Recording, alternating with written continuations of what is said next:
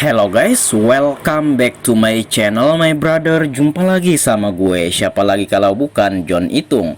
Oke, di kesempatan kali ini John Itung akan bertutorial bagaimana sih cara angkat dan ganti concas atau konektor charger untuk HP ya yang menggunakan micro USB. Nah, untuk yang type C atau tipe C nanti kita buat juga.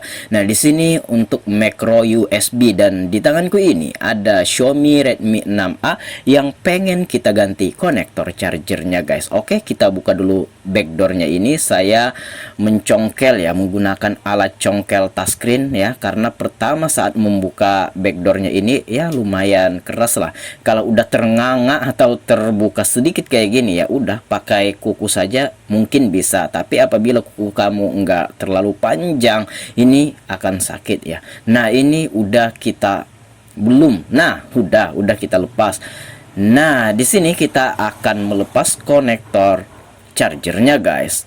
Nah, ini kita lepas dulu karena untuk Xiaomi Redmi 6A ini dan kebanyakan HP-HP yang lain untuk konektor chargernya rata-rata pisahan kayak gitu ya. Sebenarnya kalau kita nggak pengen repot ya, nggak pengen ribet, tinggal kita belikan aja satu set, harganya murah, ada yang jual 9.500 ya di Shopee. Nah, bahkan ini di bawah 10.000, ada juga yang 15.000, ada juga yang 20.000. Kalau seandainya teman-teman nggak pengen ribet ganti konektor charger, belikan aja satu set. Nah, tapi berhubung di sini saya juga nggak ada stok, kalaupun pesan juga butuh waktu dan ongkirnya juga ada, dan kebetulan juga saya punya konektor charger yang kayak biji-bijian itu. Nah, itu saya beli kemarin cuma 800 perak kalau saya nggak salah. Kemarin beli LCD sekaligus beli itu ya sebagai stoknya konektor charger ya. Nah, ini berhubung juga papan PCB ininya juga masih bisa digunain, ya udah kita ganti konektor chargernya aja. Oke. Nah, di sini kita siap-siap memanasi blower ya. Saya menggunakan blower Quick 850A yang KW ya, yang gak original, yang harganya 475, tapi itu belum ongkir. Sama ongkir lumayan loh, ada 3 kiloan ini, bahkan 4 kilo. Tapi ini sudah saya pakai selama 2 tahun, bahkan nyaris 3 tahun, itu bagus-bagus aja ya. Dan ini panasnya kita setel di 5,5, sementara anginnya di 5, karena ini blower yang KW ya udah nggak masalah ya. Nah, anginnya agak sedikit kencang nggak masalah, panasnya agak sedikit panas nggak masalah, dan udah tercopot konektor chargernya guys. Dan ini rapi banget kita dalam mencongkel ya, menggunakan blower juga, dan tidak ada kaki-kaki yang hilang atau jalur yang putus atau terangkat ya. Oke, kameranya blur lagi. Oke, kita bersih-bersihin aja dulu. Nah, pakai thinner ya. Oke, kayak gitu doang, tinggal kita panasi dari atas ya udah. Usahakan jalur-jalurnya dipanasi juga supaya nantinya tidak ada yang terangkat. Nah, ini maksud saya, ini konektor charger yang saya beli cuma 800 perak ya di Shopee. Banyak juga saya sekaligus beli itu ya LCD sekaligus ini pesan ini. Nah, ini kita panasin dari atas, panasnya kita pertahankan saja tadi ya di 5,5 atau 5 bahkan 6.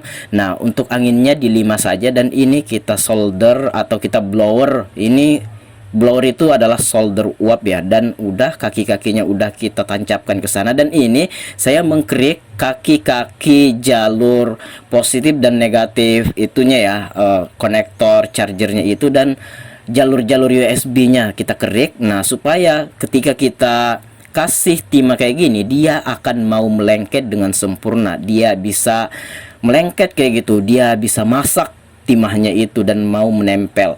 Nah, oke. Itu fungsinya dikerik tadi ya. Kalau tidak dikerik ini tidak bisa sih menempel, cuma lebih mudahnya kalau dikerik kayak tadi. Nah, ini kita kasih timah-timah di bagian atas atau di jalur-jalur itunya ya, di jalur USB dan jalur konektor chargernya, VBus dan groundnya ya juga di situ. Nah, oke. Kita kasih banyak-banyak aja karena di sini kita akan sambil blower lagi. Nah, blowernya sambil dimainkan, jangan stuck ya, supaya nantinya tidak melelehkan konektor chargernya. Dan di sini ya udah tinggal kita pasang dan nah, oke, simple, sederhana ya. Siapapun bisa sebenarnya asal dengan latihan yang cukup.